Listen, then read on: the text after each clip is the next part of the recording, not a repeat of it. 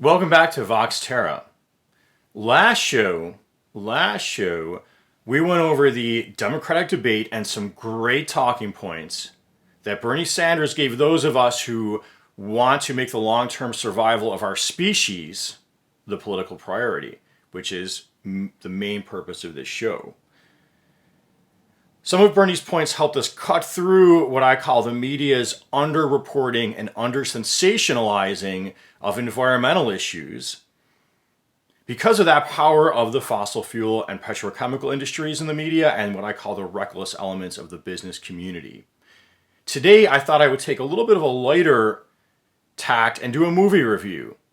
Now, if you're like me, you've been watching movies for a while, and a lot of these action movies or big heavy dramas, they'll cast the people who, if you notice this, they will cast the people who want to bring peace or want to save the world somehow are actually the bad guys all along. Notice that? It's a recurring theme. They're actually the bad guys. How convenient. Or, like in Doctor Strange or Moana, the threats to the earth are some vague, nefarious plot. But it's very rare to see the threat to our earth a collusion of the reckless elements of the business community, fossil fuel, petrochemicals, with politicians and the media.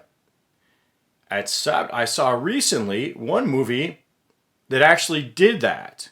And we can get some good points out of there, but it still left something lacking if you really want to help our species survive. That movie is the zombie apocalypse movie, The Dead Don't Die. I generally find zombie apocalypse movies disturbing, unsettling, leaving me feel more alienated. But in this case, I do like comedy. The Dead Don't Die. So it starts off with Adam Driver and Bill Murray are going through the town of Centerville. They're getting unusual police reports, animals disappearing and acting aggressive. Day and night not occurring like it should. And then we hear about polar fracking. See, this is a metaphor now. A metaphor for global warming. And a literal warning about fracking. They call it polar fracking, kind of combining Arctic drilling and fracking. So that's all going on with this general unsettling, unease feeling we get before the zombie apocalypse. At another scene, we're at a diner with Steve Buscemi and Danny Glover. Steve Buscemi, interestingly enough, is wearing a red hat that says, "Keep America White Again." And he's talking with Danny Glover. Now, Buscemi leaves, but before he leaves, after he leaves, it would have been great had he stayed through this. There's a news report comes on at the diner. And the people in the diner stop and listen because they're all unsettled about these strange goings on and the fact that the day and night aren't working right any longer and the general unsettlingness of the atmosphere or the conditions. So a news report comes on, not an exact quote, but I'll do my best. That polar fracking, there's a reporter warning that scientists warn polar fracking could cause a shift in the Earth's rotation on its axis. Even a slight shift could cause dramatic changes in the usual patterns, extreme weather, and changes in the biosphere. Then, so you got that. Sounds very familiar, right? Sounds like what I've been saying and others like Bill McKibben, etc., that we now have a 1.9 Fahrenheit increase since the 1880s because of the burning of fossil fuels. This is in reality now, and it's right at the NASA website, and I linked that under my video on the wildfires in Australia for you. Most of it over the past 25 years, and even these slight shifts, like 1.9 Fahrenheit. Oh, it doesn't sound like a lot. This could cause dramatic changes, and it is causing dramatic changes. And remember, all this fossil fuel burning creates volumes of toxic waste. Back to the diner. So, that comes on, that scientist report by a news reporter. Then, next, but the host goes on to state, Government and energy company officials dismiss the consequences of polar fracking. That sounds really familiar, right? And the energy secretary comes on the radio at the diner scene and says in that bullying, aggressive cadence, so popular now, in that bullying, aggressive cadence, these environmental alarmists are dangerous liars. They are hurting jobs and energy production in our great country. Hurting jobs and energy production in our great country. Remember, Mark Twain warned patriotism is the last refuge of the scoundrel. And that sounds awfully familiar too, doesn't it? This morning, I had a podcast of Living on Earth on, and I heard a quote from Trump speaking at Davos using almost those same words.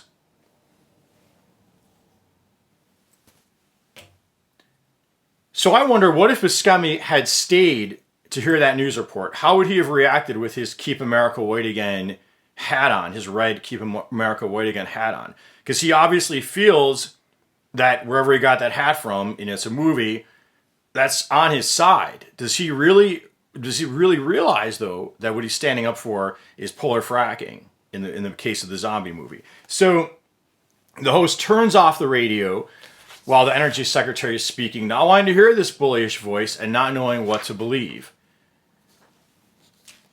They look out the window and remark, shouldn't it be getting dark now? And how often do we hear this kind of, well, this weather isn't right. This weather doesn't feel right. This is winter. This isn't winter. This isn't the winter I grew up with. But we're not really getting into the media, so people don't know what to believe. And then we've got these aggressive voices saying, oh, no, dismissing it. Very much like real life. Another scene, we've got Bob the Hermit, played by Tom Waits, out in the forest, and he sees an ant colony acting very excited, and he says, you guys are really jacked up. So, and you're not, and then he sees these mushrooms growing and says, you're not supposed to be here. And that's similar to how, we think, is this how it was? Does this seem right? But we don't really know. But here, I got this great link for you, which I'll post below the video, to say, yeah, this is happening. Things have changed because of this warming of the earth. Back to the real world again. Climate change, this is from the Center for Disease Control. Climate change increases the number and geographic range of disease-carrying insects and ticks. The overall temperatures are warmer. The winters are not how they used to be. This is bringing changes. These ticks can now increase in number and geographic range. And that's just one of many, many underreported examples of how climate change, fossil fuel-driven climate change, is changing things here and now. So next comes leading up to the actual zombie apocalypse. We've got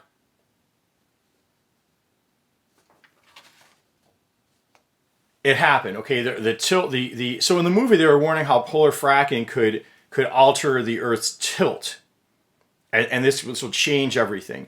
So apparently that happened because we see the dead start rising. It's a zombie apocalypse movie, and that is really amazingly not just metaphor. It's both metaphor and literal. Okay, the artist here, the director, was playing around with metaphor, but also literal. Because look, I grabbed you another article here from Scientific American, I believe. Let me see. Scientific American, titled, "As the Earth Warms, the diseases that may lie within the permafrost become a bigger worry. Scientists are witnessing the theoretical turning into reality. Infectious microbes emerging from a deep freeze." This is articles from 2016, but that was specifically talking about anthrax coming up from that melting permafrost, that frozen layer in the Arctic. It's melting. So that's a literal dead waking up from that melting permafrost. But there's also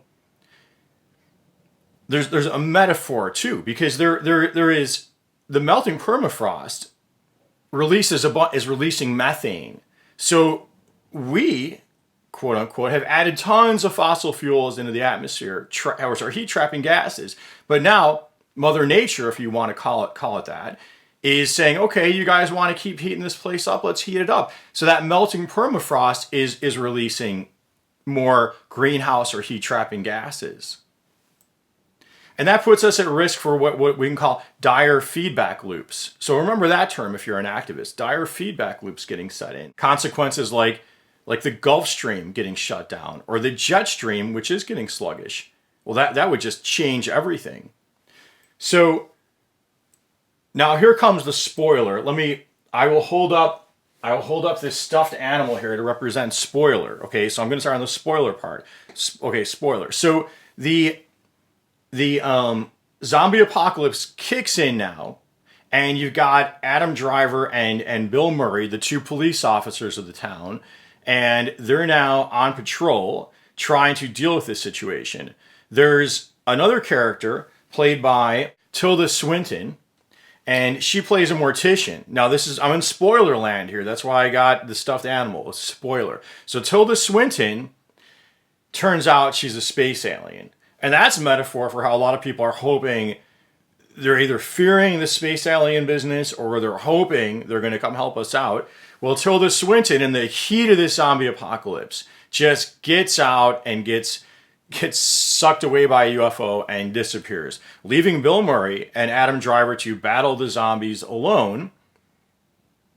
And they stoically resolve themselves to do it. Total spoiler. They lose. And this gets us now into doomerism. So I'm going to put this down. So not exactly a spoiler at this point. So the movie gave us a lot of great talking points, a lot of great metaphor for global warming and the power of the fossil fuel industry, unlike most of everything else I see out there.